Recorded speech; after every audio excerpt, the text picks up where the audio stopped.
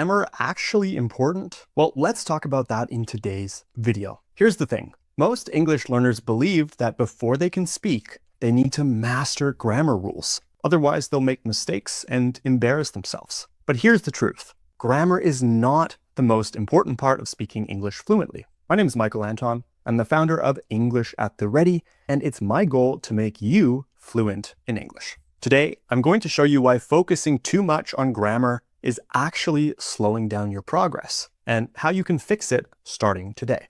And stay till the end because I'll reveal the one mindset shift that will transform the way you learn English.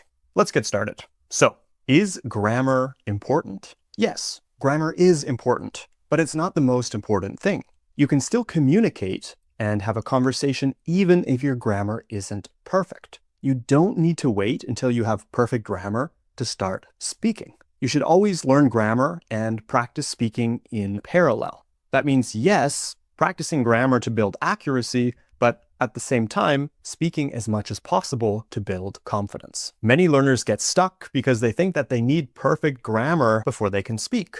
That's not how language works. If you look at native speakers, they often don't speak with perfect grammar in casual conversations. For example, people say things like, there is two options, instead of there are two options. Or me and my friend went there, instead of my friend and I went there. But guess what? Even though they're making mistakes, they're still understood.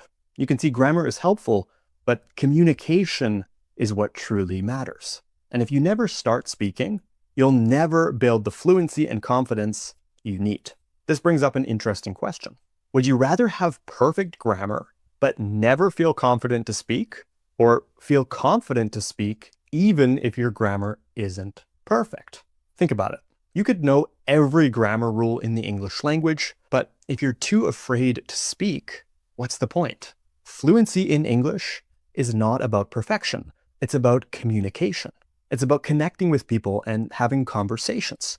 Your grammar will naturally get better the more you speak, listen, and engage in conversation.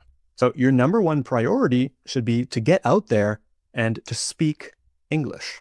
This is a big mindset shift for many students. People who wait until their grammar is perfect before they start speaking usually never start. And when they do, they struggle with confidence. But the people who focus on speaking first learn much faster. Because when you practice, you internalize grammar naturally. You don't have to memorize every rule. You'll start recognizing patterns just by hearing and using the language. Now, I know what you might be thinking. What if I make mistakes? Won't people laugh at me? Let's talk about that. If you make a grammar mistake, people will laugh at you. That's a fear that lots of my students have, but it's not true. People don't actually care as long as they can understand you. Native speakers make grammar mistakes all the time, and guess what? They can still understand each other. The goal isn't perfect grammar. It's being understood, and that means correct pronunciation, vocabulary, and speaking.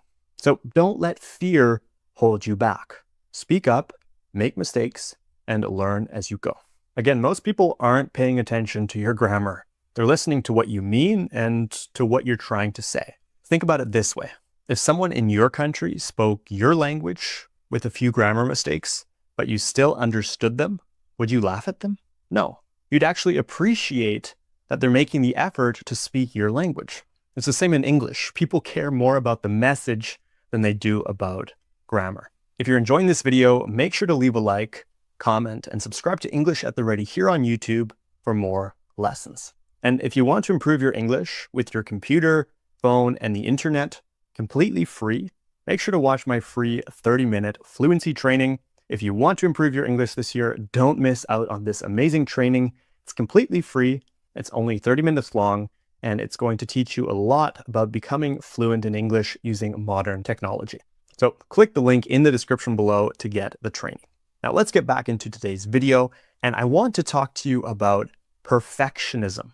Perfectionism is ruining your English. If you're a perfectionist and you want to be perfect in English, I get it. I'm a perfectionist too. But here's the problem. Waiting until you're perfect means you'll never start. Imagine trying to paint a beautiful painting, but you never pick up the paintbrush because you're afraid your painting won't be perfect.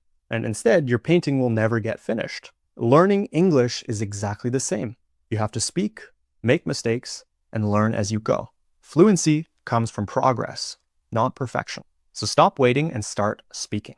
Perfectionism can destroy your progress in language learning. Many students avoid speaking because they don't want to make mistakes. But the problem is, making mistakes is actually how you learn. Every fluent English speaker today, including native speakers, made thousands of mistakes when they were learning.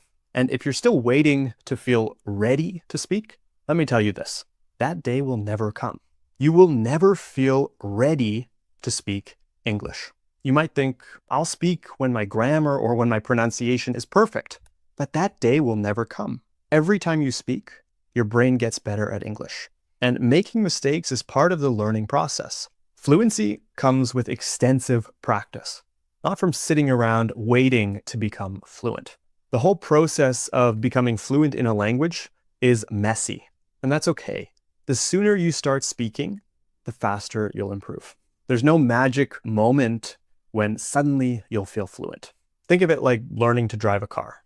The first time you learn to drive, you're nervous. You make mistakes. But the more you do it, the more natural it becomes. Speaking English is exactly the same. You're not going to learn to drive a car by reading about it online.